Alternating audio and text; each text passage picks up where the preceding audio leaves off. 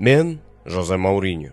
Men dunyoning eng zo'r klublarida ishlaganman. Men Portugaliya, Italiya, Angliya va Ispaniya chempionatlarida g'olib chiqqanman va Chempionlar Ligasini ham 2 marta qo'lga kiritganman.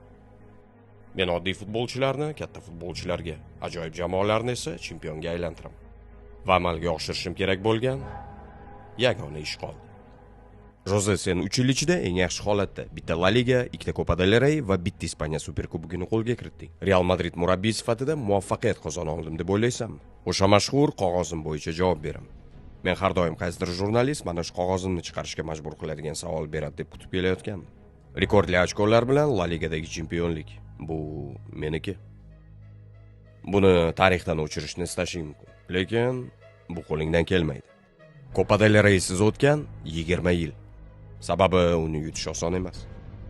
Va biz 20 yillik pauzadan keyin Kopani qo'lga kiritdik. Buni ham o'chira olmaysan. Superkubok esa kichkina sovrin. Lekin 3 marta ketma-ket Chempionlar Ligasi yarim finallari. Birinchidan bu natijalar mening egomga ta'sir o'tkazmaydi, ikkinchidan bu natijalar meni qoniqtirmagan. Shu narsani aniq qilib olaylik. Lekin o'sha 3 ta yarim finallarga oson chiqilgan deb o'ylamaslik kerak.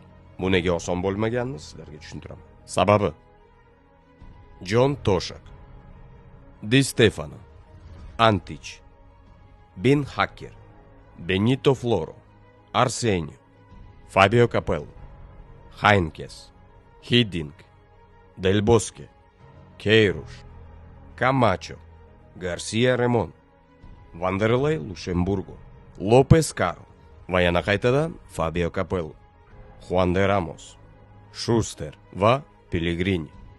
18 ta murabbiy, 21 yil ichida 5 ta Chempionlar Ligasi yarim finali. Siz aytayotgan yomon Mourinho bilan 3 yil ichida 3 marta Chempionlar Ligasi yarim finali. Qog'ozimni beraymi?